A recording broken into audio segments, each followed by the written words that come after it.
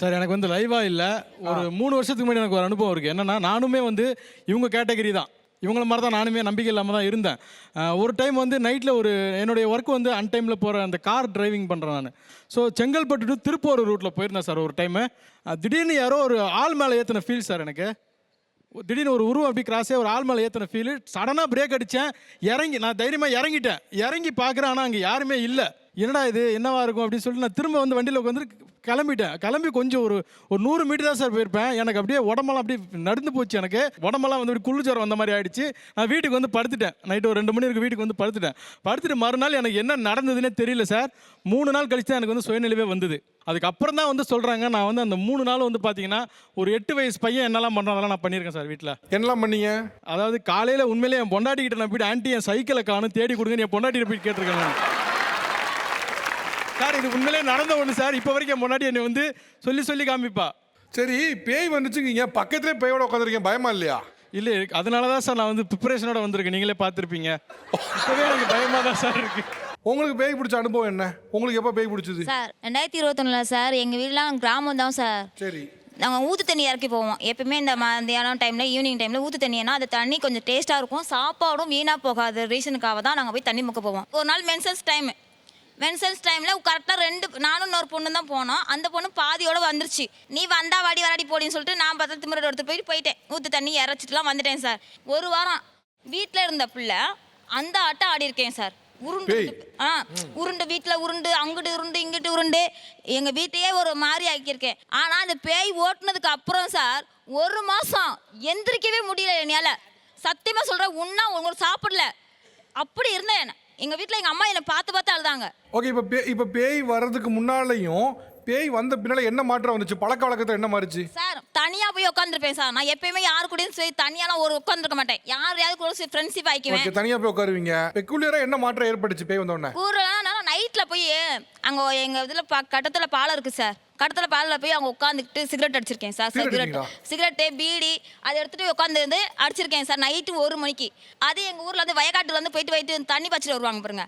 அவங்க வந்து எங்கள் அப்பா சொல்லியிருக்காங்க, உன் பொண்ணு அங்கே போய் உட்காந்துருக்குது. கடலில் போய் சிகரெட் வாங்கிடுவீங்களா? எனக்கு என்ன நடந்தது ஏது நடந்தது தெரியாது. எனக்கே எங்கள் ஊரில் உள்ளவங்க தான் நீ இப்படி பண்ணுன, நீ இப்படி இருந்த. எங்கள் அம்மாவே எங்கள் பக்கத்தில் வரதுக்கு கொஞ்ச நாள் யோசிச்சாங்க. சிகரெட் அடிச்சுட்டு உட்காந்துருக்கு உன் பொண்ணு அப்படின்னு சொல்லுவோம். எங்கள் அப்பா அந்நேரத்தில் இருந்துச்சு, உங்கருங்க உங்களுக்கு ரெஸ்பான்சிபிலிட்டி, நீங்கள் பேய் இருக்கு இல்லை அது எப்படியோ நீங்கள் நினச்சிருப்பாங்க. அந்த அனுபவிச்சவங்களுக்கு அந்த வேதனை உள்ளவங்களுக்கு மட்டும்தான் தெரியும். சும்மா தெரியுமா? சும்மா பேய் இல்லைன்னா என்ன பேய் இல்லை அனுபவிச்சு 1 மாதம் நல்லா சொல்ல திங்காம வீட்டில் உருவங்க படுத்து எந்திரிக்காம கோயிலாக எங்கள் அம்மா பழஞ்சாங்க எங்களை தூக்கிட்டு. இப்போ 17 பேர் இருக்கா போயிருச்சா? இப்போ இல்லை. அந்த 17 பேரோட பேரை சொன்னாங்களா? எனக்கு தெரிஞ்சு இப்போ ஒரு 10 பேர் இருக்காங்க. ரமேஷ், சுரேஷ், திவாகர், கார்த்தியெல்லாம் கிடையாது. பொதுவாக ரமேஷ்க்கு அப்புறம் சுரேஷ்க்கு அப்புறம் கார்த்தி வந்துருவாப்ல. இல்லை கார்த்தியெல்லாம் கிடையாது. அதில் 3 பொம்பளை பேய். ஒன்று வந்து லட்சுமி, சரஸ்வதினு சொல்லி இருப்பாங்க. லட்சுமி, சரஸ்வதி. ஆமாம். இன்னொரு லக்ஷ்மணன். அப்படியெல்லாம் கிடையாதுங்க. இது வந்து நான் கதை நீங்கள் வந்து இதை கதையாக பார்க்குறீங்க. எங்களுக்கு நடந்ததை நான் சொல்லிக்கிட்டு இருக்கேன். 42 பேரை தூக்கி போட்டு மீச்சிருக்கீங்க, காதை கடிச்சிருக்கீங்க, மூக்கை உடைச்சிருக்கீங்க. போலீஸ் கேஸ் ஏதாவது போட்டாங்களா? போடல எதுவுமே. யாரும் கம்ப்ளைண்ட் பண்ணல? கேட்டால் நான் அவன் இல்லை யாரோன்றுவீங்க. நான் போலீஸுக்கு நான் அடிச்சதே எங்கள் மச்சான் ஒரு எஸ்ஐ. ஓகே, இப்போ அவங்க வந்து ஒரு சவால் வைக்கிறாங்க. நீங்கள் வந்து பேய் இருக்குன்னு நான் நிரூபிச்சு காட்டுறேன் அப்படிங்கிறீங்க. ஒரு 2 நாள் வந்து கூட வந்து இருக்க சொல்லுங்க. ஒரு நிமிஷம் இருங்க, சவாலை தெளிவாக சொல்லுங்க. உங்கள் கூட வரணுமா, உங்கள் ஊருக்கு வரணுமா, என்ன பண்ணணும்? என் கூட ஒரு 2 நாளைக்கு இருக்கணும். எங்கே இருக்கணும்? எங்கள் ஊரில் எங்கள் வீட்டில் இருக்கணும். ஓகே, வந்தால் என்ன பண்ணுவீங்க? வந்தால் எப்படி பேயை காட்டுவீங்க? என்ன பேய் ஒருத்தவங்க மாமாத்தை கூட்டு போகிறேன். சரி. அவர் பேய் இன்னும் வரத்திட்டு தான் இருக்காரு. வெள்ளிக்கிழமை அவருக்கு தான் ஆள் போவாங்க. நேரடியாக நான் கூட்டு போய் உங்கள்கிட்ட வீடியோவும் பிடிக்கட்டும். இல்லை, பேய் உருட்டுறதுங்க எல்லா ஊர்லேயும் இருக்குது, எல்லா தெருலையும் இருக்குது. அதை விட்டுருங்க. இப்போ உங்களுக்கு வந்த மாதிரி ஏதாவது ஒரு இதில் நான் காட்ட முடியும், பேயை நான் கண்ணால் காட்டுவேன், இல்லை ஏதாவது ஒன்று பண்ணுவேன், ஆட்டோ தூக்குவேன். நீங்கள் அந்த மாதிரி ஏதோ ஒன்று செஞ்சு காட்டினா நான் ஓகே. மனிதரால் செய்ய முடியாத ஒன்று செஞ்சோன்னா அதை பார்த்து பெருமிக்கலாம். ஆனால் நீங்கள் இதெல்லாம் எல்லாரும் மாமா கடைசியாக சொன்னது என்னென்னா, 14 தடவை என் முடியை பிடுங்கினா எங்கேயோ போய் ஆணி வச்சு அரைஞ்சி வச்சிருக்காரு. அந்த இடம் எங்கேன்னு கேட்டால் அந்த ஆணி நானே பிடுங்குறேன். பிடுங்க என்ன ஆகும்? பிடுங்க திருப்பி அந்த ஆவி என் மேலே தான் வரும். அப்போ இவங்க நம்புவாங்களா சொல்லுங்க? அவளை ஐயா, நான் தெரியாமல் ஏதாவது சொல்லிட்டேன். நீ பாட்டுக்கு ஆணியை கீழியை பிடுங்கி நீ தானே நான் கலாய்ச்சது என்ன வந்துடாத. நீ ஆணியே பிடுங்க வேண்டாம், பேசாமல் விட்டுருந்தீங்க. அவங்க 2 நாளைக்கு அனுப்பி வைக்க தானே சொல்லுதேன். அந்த மாதிரி சிரிக்கிறாங்களே. அப்போ இந்த சிரிப்பு அப்போ இருக்குமா? நாங்கள் ரெடி சார். எத்தனை பேர் வந்தாலும் சரி அப்படியே வாங்க போவோம். சவாலுக்கு எல்லாம் ரெடி தானே? ரெடிங்க. ரைட். போகும்போது நீ அவர் வீட்டு அட்ரஸை வாங்கிக்கங்க, வீட்டுக்கு போங்க. இப்போ யாராவது ஒருத்தர் அவர் வீட்டுக்கு போய் 2 நாள் தங்கினா வீடியோ அனுப்புங்க, நாங்கள் பார்த்துக்குறோம். ரைட்டா? ஓகே. வேற யாருக்கெல்லாம் அந்த பேய் அனுபவம் இருக்கு? எனக்கு இருக்கு சார், நான் சொல்கிறேன். கிராமத்தில் நான் இருந்தேன். கிராமத்தில் கிராமத்தில் ஒரு அக்கா கூட நல்லா பேசும் பழகுவேன். அவங்க வீட்டுக்கார் வந்து கேட்குறாரு, என்ன பையன் பொண்டாட்டி கூட பேசிகிட்டு இருக்கேன்ட்டு கேட்குறாரு. அவங்க ஒய்ஃப் எனக்கு அக்கா தங்கச்சி மாதிரி. அவருக்கு கோவம் வந்துடுச்சு. அப்போ வந்து அவர் என்ன சொன்னார், சண்டை அவருக்கு எனக்கு சண்டை வந்துட்டு அவர் என்ன பண்ணார், ஒரு வாரம் கழித்து அலரி கொட்டை அரைச்சி குடிச்சிட்டு உட்காந்துக்கின்னு இருக்காரு. உட்காந்துட்டு இருக்கு, கண்ணு ஒரு 2 ரூபாய்க்கு பீடி வாங்கி கொடுக்கணுன்ட்டு கேட்டார். எனக்கு இந்த கோபம், ஏற்கனவே இந்த ஆள் சண்டை வாங்கினானே, இவனுக்கு ஏன் நம்ம வாங்கி கொடுக்கணும்னுட்டு.